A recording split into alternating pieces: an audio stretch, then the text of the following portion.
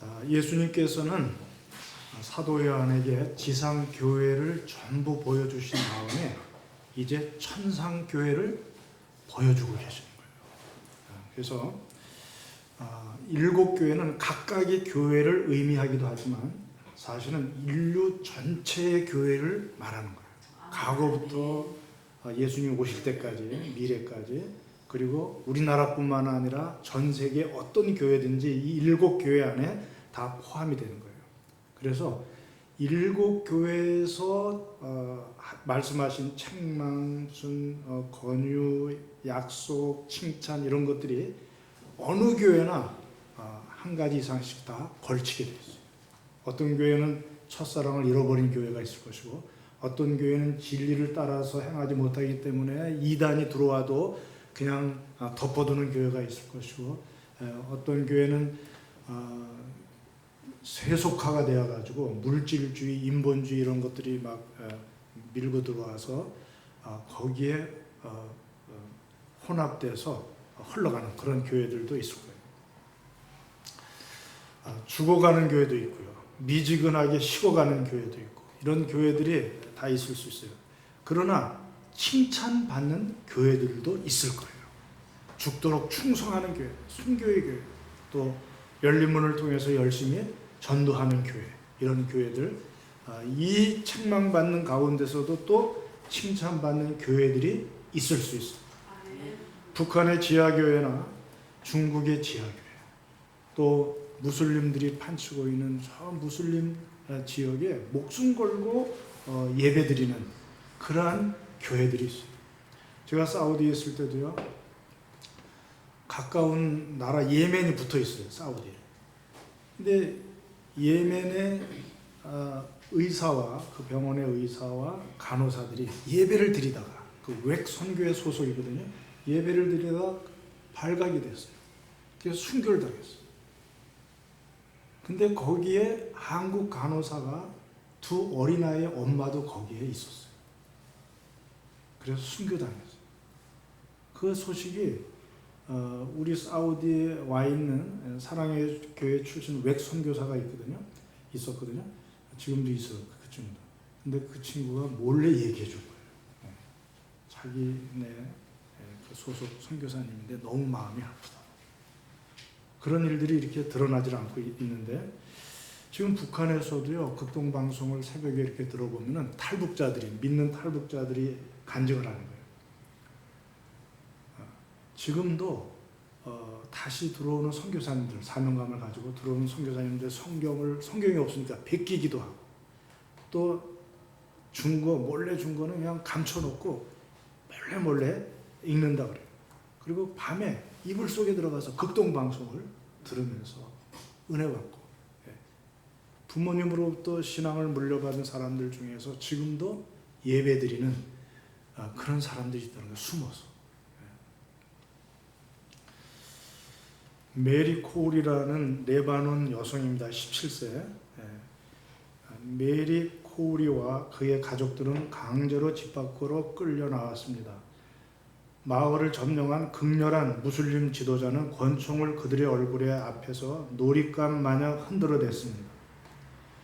그의 눈 속에는 크리스찬에 대한 증오심이 불타고 있었습니다. 메리는 예수님께서도 비슷한 선택을 하신 것을 알고 있습니다. 바로 십자가를 택한 것이죠. 메리의 결정도 같았습니다. 그녀는 말했습니다. 나는 세례받은 크리스찬이다. 그리고 예수님은 내게 말씀하셨다. 내 믿음을 포기하지 말라. 나는 그분의 말씀에 순종한다. 어서 총을 쏴라. 총성이 그녀의 뒤에서 들려와 온 마을에 퍼졌습니다. 이틀 후에 적십자 요원들이 왔습니다. 식구들 가운데 오직 메리만 생존해 있었습니다. 아버지는 목이 잘리고 어머니는 칼로 찔림을 받아 돌아가셨고, 그녀는 총탄이 척추를 관통해서 두 팔이 모두 마비가 되었습니다. 그 두 팔은 몸에 붙어 있는 채 팔꿈치가 구부러졌기 때문에 마치 십자가를 연상케 합니다. 그녀는 두 팔로 아무것도 할 수 없었습니다. 그러나 그녀가 비록 장애인이 되었으나 자신의 삶을 향한 하나님의 계획이 남아있음을 알게 되었습니다.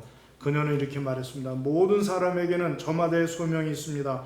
저는 결혼도 할 수 없고 일도 하지 못합니다. 그래서 저는 제 모든 삶을 무슬림을 위해 기도하는 데 바치기로 했습니다. 이 기도의 힘으로 크리스천들을 핍박하는 정부가 무너졌고, 그리고 크리스천들을 증오하던 많은 사람들이 주 앞으로 나오게 되었고요. 메리 이야기 때문에 레바논 크리스천들이 용기를 내어 지금도 담대한 믿음의 생활을 하고 있습니다. 지금도 순교당하는 그러한 사람들 많이 있어요. 이게 알려지지 않고 즉시 알려지면 또 계속 후속적인 그런 보복이 이어질까봐 이게 다 마무리 짓고 한 세대가 죽고 다 이런 다음에 이게 발표가 돼요. 지금도 프랑스에 뭐 교사 죽이고 뭐 이런 거 다 무슬림들이에요. 그들이 함부로 마호메트에 대해서 이야기했다는 거죠. 만화로 뭐 어쩌고 저쩌고 해가지고 걔네들 하여튼 적을 죽이고 자기도 죽는 게 순교라고 믿어요. 자살 폭탄 테러도 폭탄 들고 들어가서 자기가 거기서 죽는 게 최고 영광으로 알고 지네들이 말하는 천국의 제일 좋은 자리에 가는 줄로 그렇게 착각하고 있어요. 지금도 굉장히 어려운 가운데 있습니다. 근데 당시도 로마 그 상황이 이해 못지 않았어요. 여러분들이 이 계시록의 이 배경을 좀 이해하시고 이 말씀을 우리가 봐야 되는데요. 로마 정부의 정치적 군사적 통치와 황제 숭배라는 종교와 제우스 신을 비롯한 12신에 대한 우상화, 그래서 로마 국가라는 이데올로기와 가치관을 강요하는, 그래서 이 이데올로기는요, 이게 무서운 거예요. 이게 지도자의 이데올로기는 이 이념인데, 이념, 이거는 변하지 않아요. 그래서 한번 그런 사람이 정권을 잡으면 그 이념을 실천하려고 기회만 되면 불쑥 그냥 자기의 그 이념을 실천하려고 하는 것입니다. 이데올로기가 얼마나 무서운지 몰라요. 그 이데올로기와 가치관을 가지고 지배하려고 하는 거예요.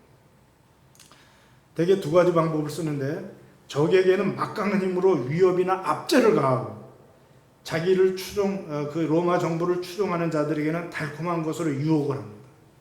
유혹은 주로 말초신경을 자극하는 쾌락과 성적인 것들입니다. 그래서 로마는 반란을 일으키거나 반항하는 나라나 사람들에게는 아주 잔인하게 짓밟아버려요. 사통팔달로 잘 닦여진 도로를 따라서 그 반란하는 그 지점에 즉시 도달해요. 즉시 도달해서 칼로 무참히 불태워서 죽이고 십자가에 못 박고 그렇게 합니다. 저도 기억이 잘 안 나는데요. 커크 다그라스가 주연인데 하여튼 로마 정부를 향하여서 이제 테러를 한 거예요. 그러니까 거기에 이제 쏜살같이 말 타고 기병들이 와가지고 누가 했느냐? 그러니까 커크 다그라스 그 주인공이 내가 했다. 그러니까 다른 사람들이 다 내가 했다. 그러니까 이 지휘관이 처음에는 멈칫 놀라더라고요. 그래서 그 사람들을 길 양옆으로 십자가를 세워가지고 다 못 박아요. 그렇게 잔인해요, 로마 정부. 자기네들밖에 없다는 거죠. 그리고 추종자들, 국민들, 자기들을 지지하는 국민들에게는 향락과 음행을 제공합니다. 그래서 로마 도시는 지을 때 반드시 큰 도시는 경기장과 극장과 목욕탕 이게 들어가 있어요. 경기장에서는 주로 검투사들이 맹수하고 싸우든가 또 검투사들끼리 싸워가지고 그 끝은 죽이는 거예요. 피. 목이나 뭐 어디 찔러가지고 피가 탁 튀기면은 그 쾌락을 거기서 그냥 만끽하는 거예요. 극장에서는 음란한 것들이 공연되고 목욕탕은 뭐 아주 그냥 마당같이 넓어가지고요. 남녀 혼탕 거기에 음행을 조장하는 것입니다. 이게 로마가 이끌어가는 하나의 방법이에요. 적에게는 아주 진멸하고 자기들을 추종하는 자들에게는 달콤한 유혹으로 이렇게 하는 가운데서 신앙생활하는 게 쉬울까요? 어려울까요? 어렵죠. 그래서 로마서 8장에 바울이 말했잖아요. 환난과 공고와 박해와 기근, 위험, 칼이래. 도살장에 끌려가는 양처럼 그런 취급을 받는 거예요. 얼마나 두렵고 불안합니까? 그런 가운데서도 바울이 우리를 사랑하시는 이로 말미암아, 주님으로 말미암아 넉넉히 이길 수 있다. 어떤 상황에서도 한번 맺어진 그리스도 예수 안에 있는 하나님의 사랑에서 우리가 끊어질 수 없다. 그렇게 강조하는 거예요. 오늘 요한계시록은요, 한 40년이 더 지난 거예요. 네로에서부터 시작해가지고 도미티아누스까지 왔는데, 이 40년이 더 지난 이때는 더 조직적이고 더 강도가 센 핍박이 있었어요. 그래서 이 핍박 가운데 화형당하고 그냥 맹수들의 밥이 되고 하는 이런 두려움과 불안 가운데 살아가고 지하 카타콤에서 그냥 숨어서 신앙생활하는 이들을 향하여서 이 요한계시록이 주어진 거예요. 요한계시록. 그래서 사랑하는 성도들이요, 지금 눈에 보이는 로마 정부가 전부가 아니다. 로마 정부보다 더 강하고 큰 그 나라가 하늘에 실제하고 있다. 이것을 보여주려고 사도 요한에게 일부러 천국을 열어서 보여주는 거예요. 그래서 이리로 올라오라. 하나님 보좌 우편에 앉아 계신 주님이 말씀하십니다. 이리로 올라오라. 4장 1절에 보면은 이리로 올라오라. 내가 다 앞으로 될 일을 보이겠다. 이렇게 말씀하고 있는 거예요. 그래서 지금 현실적으로는 너무나 힘들고 억울하고 정말 두렵고 그 죽음의 위기 가운데 살아가지만 하나님 나라는 하나님 중심으로 질서가 잡혀 있으며 하나님의 공평과 정의로 다스리는 나라요, 생명과 사랑이 넘치는 그런 나라인 것을 지금 4장부터 천상의 교회를 보여주고 있는 거예요. 그래서 하나님 중심으로 이렇게 예배드리는, 지금 사도 요한은 천국의 예배를 영상으로 보고 있는 거예요. 영상. 근데 그 보는 것도 성령 충만해야 돼요. 여기 2절에 보면 내가 곧 성령의 감동이 되어, 이렇게. 그렇지 않으면 건성보게 돼요. 그러니까 성령 충만해서 지금 영상 예배를 보고 있는데요. 끝까지 이러한 나라에 반드시 올 것을 믿으면서 신앙의 절개를 지키고 소망 가운데 견뎌라 하기 위해서 이 요한계시록의 말씀을 주신 거예요. 자, 4장 1절에 보면 2일 후에 그랬어요. 2일 후에. 2일 후에라는 말은 앞에 이제 7 교회에 대한 환상을 다 보여준 후에 또 다른 어떤 장면이 전환되는 국면 전환의 그런 말입니다. 연결군데 내가 보니, 아주 집중해서 보는 거예요. 내가 보니. 근데 사실 여기에 보라가 있어요. Behold, 보라, 하늘에 열린 문이 있는데 내가 들은 바 처음에 내게 말하던 나팔 소리. 보라. 그러니까는 사도 요한도 열린 문을 보고 깜짝 놀란 거예요. 그러니까는 여기 한번 봐줄래? 여기 한번 보라, 봐줄래? 그런 뜻이에요. 그냥 독자들에게 자기도 모르게 이렇게 말을 하는 것입니다. 근데 보니까 나팔 소리 같은 그 음성이 들리는 거예요. 이건 언제 들었죠? 처음에 들었어요. 그래서 1장 10절 가서 보면은 처음 밤모섬에 도착한 주일날, 그때 주의 날에 내가 성령의 감동이 되어 내 뒤에서 나는 나팔 소리 같은 큰 음성을 들으니 똑같은 음성이 들린 거예요. 그러니까 금방 알아들은 거죠. 누구의 음성인지 알아듣고 이리로 올라오라. 이후에 될 일들을 내가 네게 보이리라 하시니라. 그래서 올라갔어요. 그랬더니 너무 그 찬란한 그런 하나님의 나라 보호자가 보이는 것입니다. 자기의 그런 능력으로는 보기가 어려우니까 성령님께서 도와주시는 거예요. 여러분, 밝은 빛을 내가 헤드라이트 같은 거 눈으로 막 육신의 눈으로 이겨내면서 볼 수 있어요, 없어요? 예, 없죠. 예, 성령님께서 도와주시는데 보호자가 베풀어졌어요. 하나님의 보호자. 그 보호자 위에 앉으신 이가 있는데 지금 여러분 천국의 보호자를 보시는 거예요. 예. 앉으신 이의 모양이 벽옥과 홍보석 같고 또 무지개가 있어 보호자에 둘렸는데 그 모양이 뭐 같더라? 녹보석 같더라. 여기서 벽옥은 제스퍼예요. 홍보석은 루비예요. 루비. 그리고 이 녹보석은 에메랄드예요. 이 보석들은 이미 출애굽기 28장 17절 이하에 보면 제사장들 흉패에 이미 다 그런 보석들이 여기에 붙어 있었어요. 그 보석이 지금 보호자에 하나님의 보호자는 하나님을 상징하는 이 보호자에 앉으시가 있는데 벽옥과 홍보석과 녹보석 이런 걸로 또 무지개가 여기에 둘러서 이렇게 있습니다. 얼마나 휘황찬란한 하나님의 나라를 우리가 여기서 보고 있는지 몰라요. 근데 그 보호자에 둘러 24 보호자들이 또 있어요.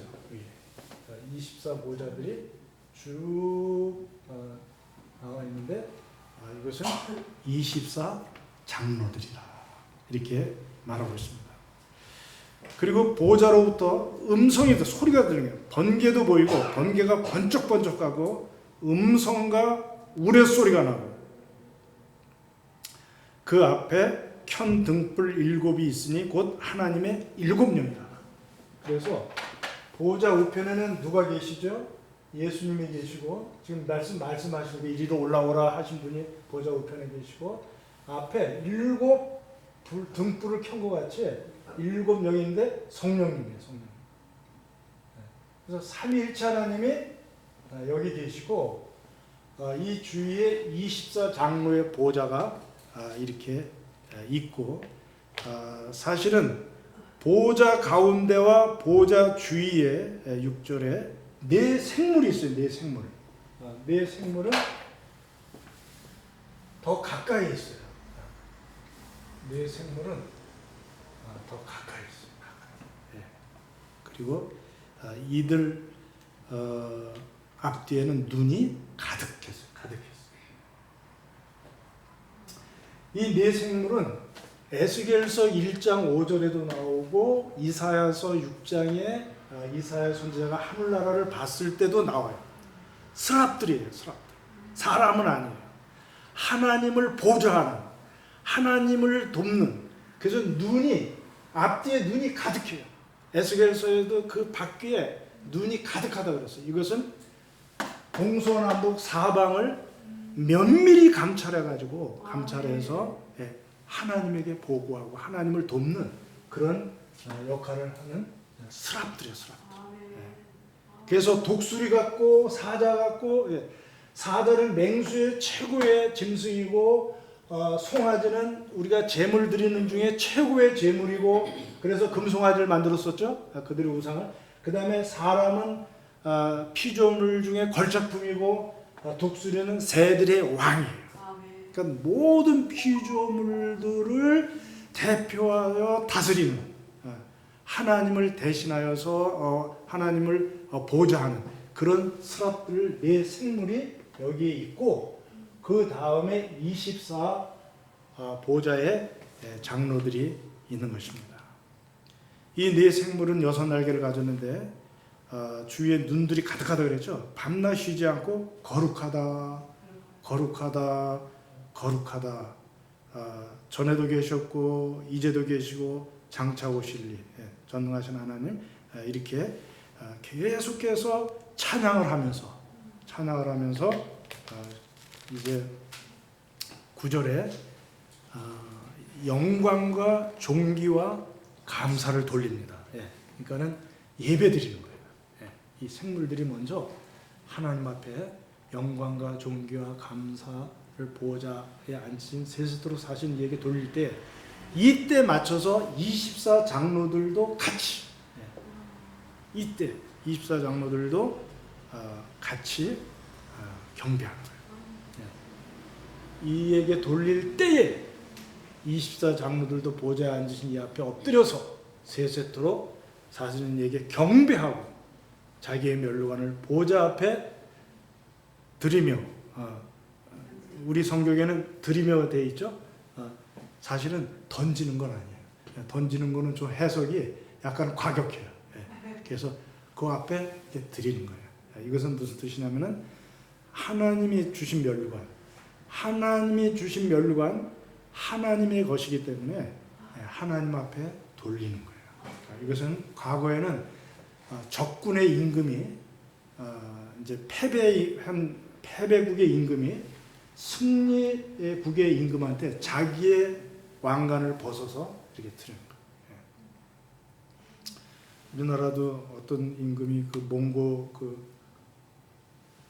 중국에 그 몽고 받았을 때 그 내려왔을 때 거기 무릎 꿇고 왕관을 벗고 그렇게 했었어요.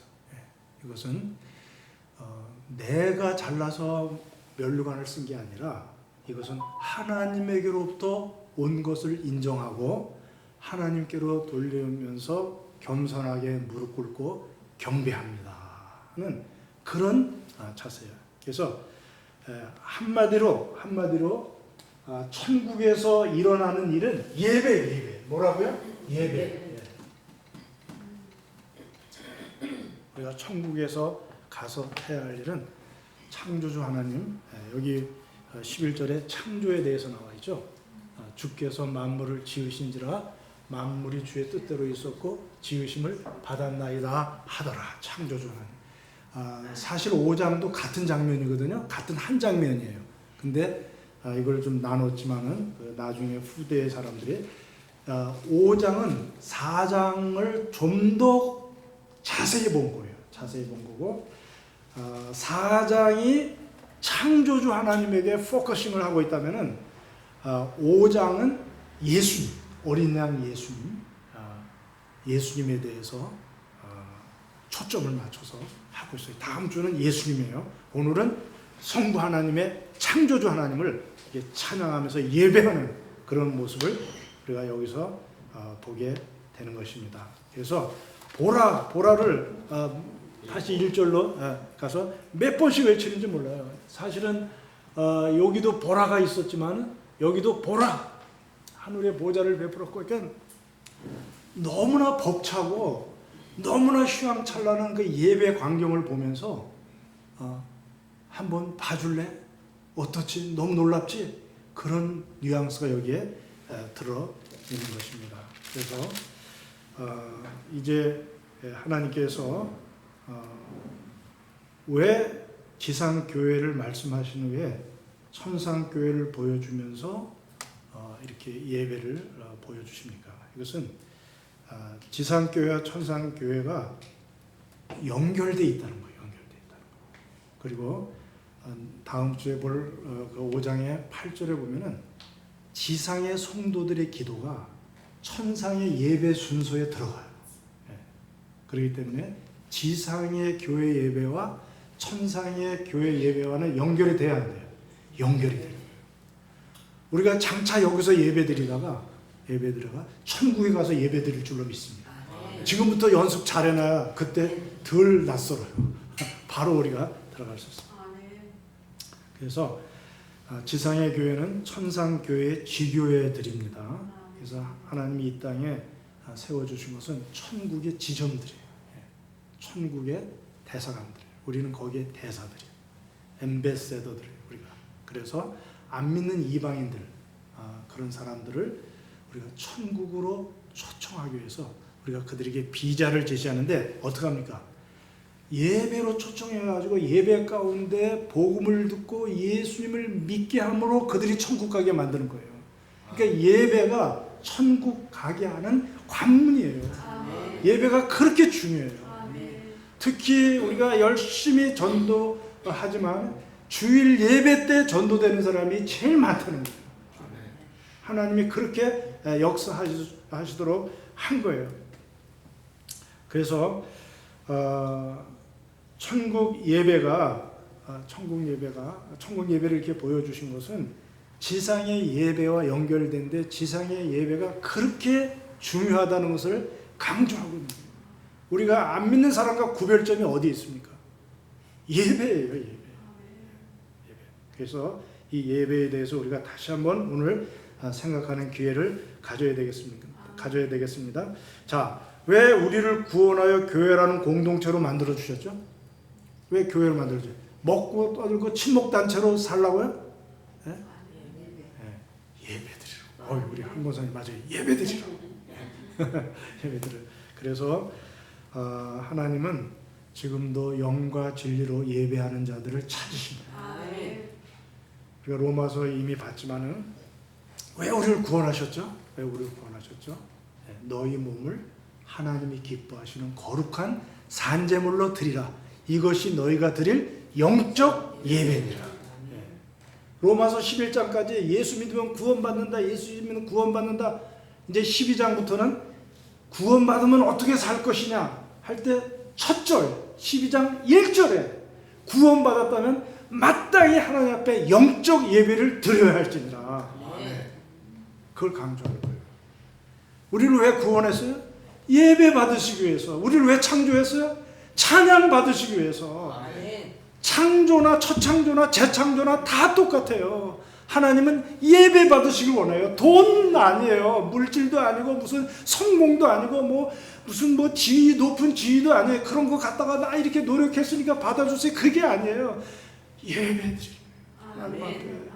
하나님 사랑합니다. 마음과 뜻과 정성을 다해서 하나님 감사합니다.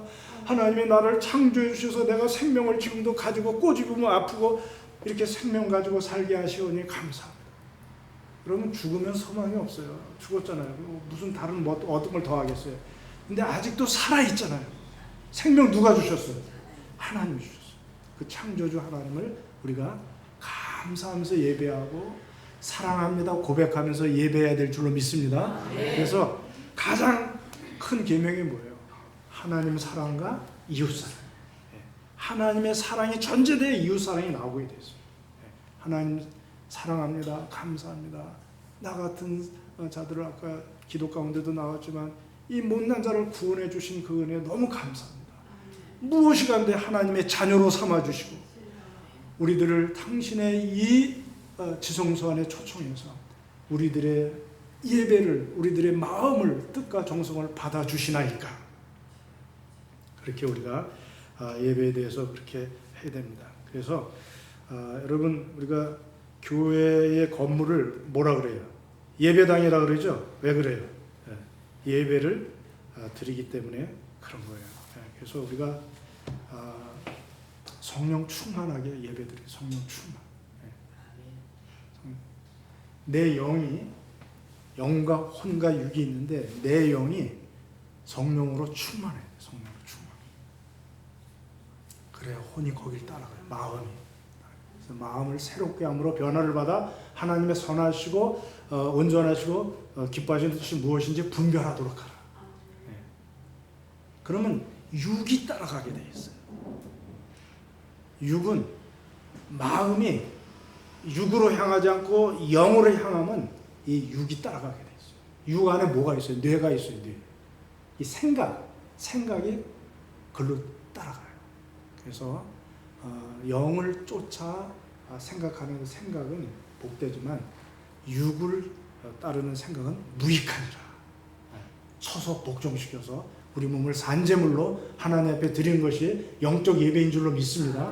그래서 우리의 깊은 곳 핵심에 있는 인격 핵심에 있는 영과 혼이 하나님 앞에 드려지는 진정한 영과 진리로 드리는 예배가 되어야 될 줄로 믿습니다. 그럼 예배의 기원이 뭐예요? 좀 꺼주세요. 뒤에 좀 더운 것 같아요. 예배의 기원이 뭐예요? 구약의 제사예요. 제사. 지금도 제사 드리는 분들이 있죠. 한 권사님도 제사 맡으셨다가 이제 동서한테 이제 물려줬다 그러십니다. 제사 왜 드려요? 조상들에게 뭐 감사하면 뭐 어쩌고저쩌고 할 거 아니에요. 근데 우리는 하나님께만 제사하도록 되어 있어요. 그래서 제사를 언제 주셨어요? 십계명 주실 때. 시내산에서 십계명 주실 때 성막 제도와 더불어서 제사 제도를 그때 주십니다. 십계명은 뭐예요? 우리가 수요일날마다 언약에 대해서 살펴보죠. 십계명은 하나님과 이스라엘 민족 간에 맺은 언약이에요. 약속, 카버넌트, 계약이에요. 계약. 두 당사자 간에. 근데 이것은 마치 큰 나라의 왕이, 대국의 왕이 저 시골 처녀를 신부로 맞아들인 것 같아요. 그래서 이 왕이 자기는 충분히 아내에 대해서 신의를 지키고 아내를 책임질 능력이 있어서 자신하니까 이 계약서에, 결혼서약서에 자기에 대한 내용은 적지 않고 신부에 대한 요구만 적었어요. 10가지. 10가지 적었어요. 왜? 자기는 분명히 신부에 대해서 잘할 것이기 때문에. 그래서 그 신부가, 저 시골 처녀가, 신부가 와가지고 결혼 서약을 잘 지켜서 왕가의 그 로얄 패밀리의 왕가의 풍습과 왕가의 그 여러 가지 그런 그 제도에 잘 적응하기만 하면 모든 것을 보장받게 돼 있어요. 그래서 출애굽기 19장 6절에는 내 소유가 되며 제사장 나라가 되며 거룩한 백성이 되리라 이렇게 말씀하십니다. 그런데 갑자기 그 왕가의 풍습에 젖어들려면 쉬워요, 어려워요? 어렵죠. 그럼 실수도 하게 되고 그렇게 됩니다. 그래서 왕가 이 시골 처녀의 그 신혼 살림, 신혼 기간 동안에 이제 점점 그 왕을 닮아가도록 하기 위해서 신혼 집이 마련됐는데 그게 성막이에요, 성막. 그래서 하나님 방은 지성소고요. 우리 인간의 신부의 방은 성소예요. 근데 신부가 좀 실수하고 잘못하고 범죄했으면은 제사라는 제도를 통해서, 제사를 통해서 용서를 구하면 지성소에 임재하여 계신 하나님이 용서해 주시고, 그래서 계속해서 점점 성숙해지고 친밀해지고 관계가 점점 이렇게 나아갈 수 있도록 만든 게 성막 제도예요. 십계명 막 딱 주고 지켜라. 못 지키면 죽는다. 그때 십계명 지킬 때 그 언약식을 할 때 양푼에다가 피를 떠서 하나님 쪽에도 뿌리고 인간 쪽에도 뿌린 거. 왜 뿌렸어요? 이 계약은 안 지키는 자 쪽에서 피를 흘리리라 하는 그 페널티가, 형벌이 거기에 담아 있는 거예요. 오늘도 본문에 우리 하나님은 창조주 하나님이고 거룩한 하나님이지만, 그러나 여러분, 보좌로부터 번개와 음성과 우레소리가 난다. 이것은 우리 하나님께서 공의로 심판하시는 그런 어미하신 하나님이라는 것을 동시에 나타내주고 있는 거예요. 사랑의 하나님만, 우리가 창조주 하나님 그런 쪽으로만 우리가 접근하는 게 아니라 공의로 마지막에 심판하실 하나님이라는 게 동시에 여기에 우리에게 보여주고 있는 거예요. 만우리 여기면 안 되고 그냥 장난치듯이 예배드리고 막 우리가 함부로 대하고 이렇게 해서는 안 돼요.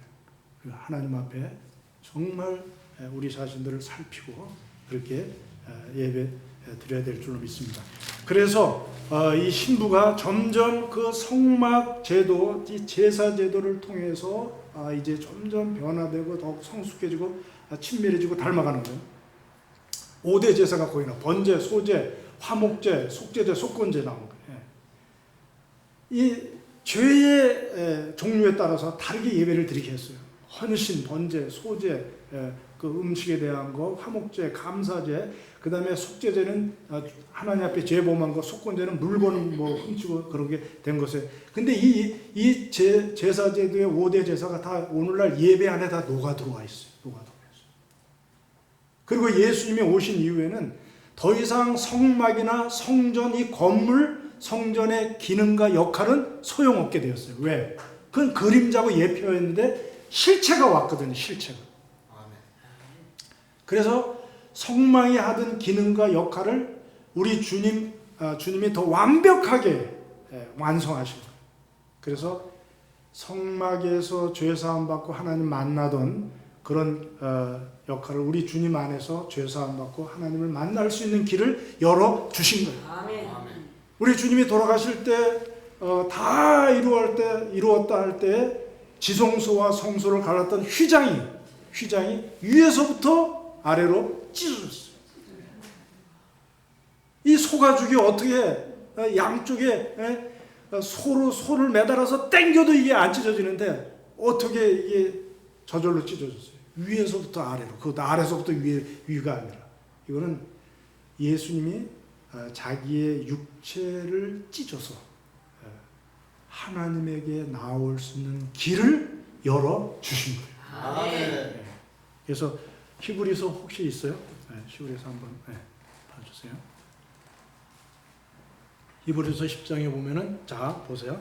그러므로 우리가 예수의 피를 힘입어 성소에 들어갈 담력을 얻었나니 그 길은 우리를 위하여 휘장 가운데로 열어놓으신 새롭고 산 길이요 휘장은 곧 저의 육체니라. 아멘. 그 다음에요. 그래서 또 하나님의 집 다스리는 큰 제사장이 계심에 우리가 마음의 뿌림을 받아 양심의 악을 깨닫고 몸을 맑은 물로 씻었으니 참 마음과 온전한 믿음으로 하나님께 나아가자. 이게 예배예요. 나아가자는 예배예요. 또 약속하시는 믿으시니 우리가 믿는 도리의 소망을 움직이지 말고 굳게 잡아 서로 돌아보아 사랑과 선행을 격려하며 모이기를 패하는 어떤 사람들의 습관과 같이 하지 말고 오직 권하여 그날이 가까운 볼수록 더욱 그리하자. 모이기를 힘쓰자는 거예요. 자, 여러분 지금까지 제사를 지낸다면은 양을 잡아와야 되고 막 피를 뿌리고 여기 하수도 어디다 피를 버려야 될지 모르고 교회마다 하수도가 커야 돼. 피 막 버리는 그 하수도가 있어야 되고 힘들잖아요. 그런데 이 모든 것을 우리 주님이 어린 양으로 대신 담당해 주시고 대신 피 흘려 주심으로 이 피의 효과가 한 번 드린 이 제사가 하나님의 영원한 제사가 된 거예요. 한 영원한 효과가 나타나는 제사를 우리에게 드려 주셨기 때문에 우리는 믿기만 하면 돼요. 주님이 우리를 위해서 대신 어린 양이 되어서 죽으셔가지고 피 흘려 주셔서 우리 대신 제사를 드려 주셨다는 것을 믿기만 하면 돼요. 그래서 이제는 더 이상 제사가 필요 없이 예배로 나아가는 거예요. 예배. 그래서 예수님 베풀어 주신 거 감사합니다 하면서 구약의 모든 제사들의 요소들이 다 이 예배 안에 녹아지면서 예수님 안에서 우리가 편안하게 쉽게 우리 죄를 사함받고 하나님 만날 수 있는 길이 열렸어요. 아멘. 이렇게 열어놨는데 여러분들 또 미루고 안 들어가실래요? 들어가기를 적극적으로 들어가실래요? 예? 우리가 적극적으로 들어가야 돼. 왜? 들어가기만 하면 하나님의 은혜의 보좌 앞에 나아가서 때를 따라 돕는 은혜를 얻을 수 있기 때문이에요. 우리가 감히 제사장들만 들어가던 그 지성소의 그 보좌에 우리가 어떻게 나아갈 수 있게 되었어요? 예수님이 길을 열어줘. 자기를 찢음으로 말이에요. 그래서 그 예수님을 믿기만 하면 우리 모두가 제사장이 되어서 직접 다른 제사장을 거치지 않고 중간 역할을 필요 없이 내가 직접 은혜의 보좌 앞에 담대히 나아갈 수 있는 길을 열어주셨는데 이게 바로 예배예요. 예배. 여러분들은 지성소 안에 지금 들어와 있는 거예요. 그러므로 우리가 하나님 앞에 나아가는 이 예배, 그래서 이 때를 따라 돕는 은혜를 이 가운데서 얻게 될 줄로 믿습니다. 예배드리다가 치유되고 예배드리다가 문제가 해결되고 여러분 하나님을 만나면요 그 밝은 빛으로 오신 그 주님 때문에 하나님 때문에 어둠의 세력이 물러가게 되고요 우울이 다 달아나게 되고 기뻐지고요 잘못된 질서들이 하나님의 오심으로 질서가 바로잡아지고요 이 자꾸 예배 드려야 돼요, 여러분들. 예배 드리는 중에 하나님의 역사가 여러분에게 임할 줄로 믿습니다. 이때 성령님이 가장 강력하게 역사하세요. 그래서 여러분들이 좋은 예배를 만들어야 돼요. 우리 교회는 뭐 내세울 게 없잖아요. 하나도 내세울 게 없어요. 근데 예배. 하여튼 예배만큼만은 정성을 다하고 우리가 정말 은혜가 충만한 그런 예배를 드려야 돼요. 아멘. 예배가 살아야 돼요. 아멘. 그러기 위해서는 여러분들이 좋은 예배를 어떻게 만들어요? 좋은 예배자들이 만들지. 좋은 예배자들이. 네? 말씀에 집중하고 사모하는 마음을 가지고 토요일날 일찍 주무시고 졸지 않고 그냥 하여튼 미리 딱 준비하고 단정한 옷을 준비했다가 딱 입고 오고 그래서 온통 관심이 주일 예배. 네. 그래서 그날 복주사 거룩하게 하셨습니다. 그날을 하나님이 구별해서 복주기로 된 날이니까 그날 받은 복을 6일간 이 세상에서 살면서 누리게 될 줄로 믿습니다. 아멘. 근데 그날 복을 못 받았어. 그럼 6일간 어떻게 살 거예요? 예배의 성공자는 여러분의 인생의 성공자가 될 줄로 믿습니다. 네, 그래서 우리가 담대히 그렇게 나가야 돼요.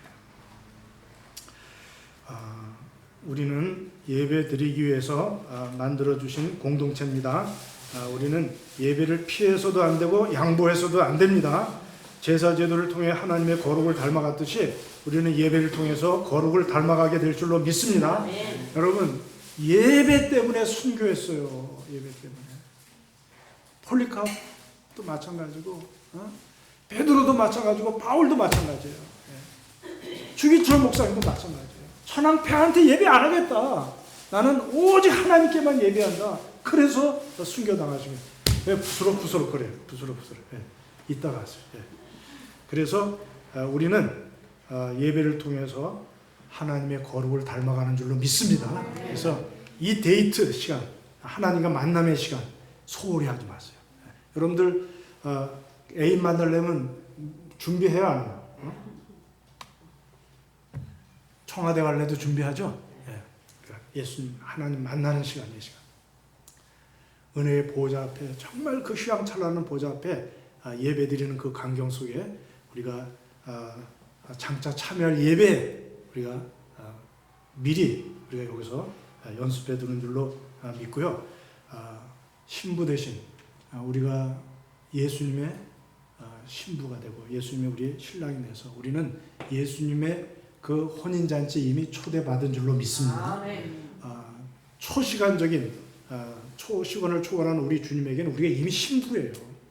그래서 물로 정결하고 말씀으로 씻어서 깨끗게 하고 어떻게 하면 우리를 잘 보호해 주려고 하는지 우리 예수님께서 우리를 그렇게 끔찍하게 생각하시는 줄로 믿습니다. 그 주님과 미팅, 그 주님과 항상 교제하면서 교감을 느끼면서 은혜 받는 여러분들 되시길 주의 이름으로 축원합니다. 기도하시겠습니다. 하나님 아버지 감사합니다. 아버지 하나님 어떻게 하면 하나님 앞에 온전히 예배할까? 아버지 하나님 정말 우리가 관성